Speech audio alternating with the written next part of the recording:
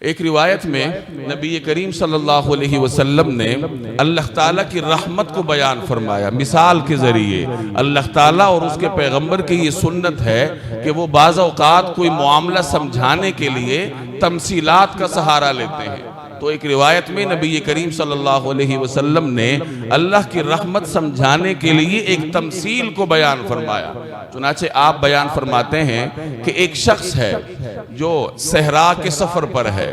عرب میں بڑے تپتے ہوئے ریگزار لمبے لمبے صحرا ہوتے ہیں، تو ایک شخص صحرا کے سفر میں ہے اور اس کے ساتھ ایک سواری ہے۔ اس سواری کے اوپر اس کا زاد راہ رکھا ہے، کھانا ہے، پانی ہے وغیرہ، اور اس شخص کی زندگی کا دار و مدار اس صحرا میں اس سواری پر ہے کہ اگر یہ سواری گم ہو جاتی ہے تو وہ ایڑیاں رگڑ رگڑ کر پیاس سے مر جائے گا، صحرا میں اسے پانی نہیں ملے گا۔ تو اس کی زندگی کا دار و مدار اس سواری پر ہے۔ اب ایک مرحلہ ایسا آتا ہے کہ اس سے یہ سواری گم ہو جاتی ہے، وہ تلاش کرتا ہے لیکن سواری ملتی نہیں ہے، تو اسے اپنی موت کا یقین ہو جاتا ہے کہ اب تو میری زندگی کا کوئی چانس نہیں ہے، کوئی مجھے زندہ رہنے کا حق نہیں ہے کہ اس صحرا میں مجھے پانی کہاں سے ملے گا۔ چنانچہ وہ ایک درخت کے سائے میں یا کسی جگہ آ کر لیٹ جاتا ہے موت کے انتظار میں، زندگی سے مکمل نا امید ہے، موت کا منتظر ہے۔ اتنے میں اس کی آنکھ کھلتی ہے تو اپنی وہ سواری اس کے سامنے کھڑی ہوتی ہے۔ اب یہ گویا کہ اس کو دوسری زندگی ملی۔ چنانچہ اس کی خوشی کا یہ عالم ہوتا ہے کہ اپنی زبان پر کنٹرول کھو بیٹھتا ہے۔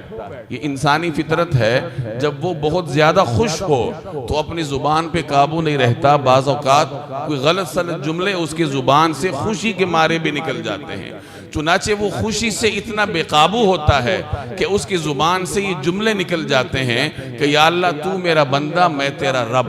اللہ کا شکر ادا کرنا چاہتا ہے لیکن خوشی میں بے قابو ہونے کی وجہ سے یہ جملے اس سے نکلتے ہیں۔ تو رسول اللہ صلی اللہ علیہ وسلم نے یہ مثال بیان فرمائی اور پھر صحابہ سے ارشاد فرمایا کہ اس شخص کو جو دوسری زندگی ملی ہے اور دوسری زندگی ملنے پر یہ جتنا خوش ہے، جب ایک گناہگار بندہ توبہ تائب ہو کر اللہ تعالیٰ کے دربار میں واپس آتا ہے تو اللہ تعالیٰ کو اس بندے سے بھی زیادہ خوشی ہوتی ہے کہ میرا گناہگار بندہ میرے دربار میں واپس آیا ہے۔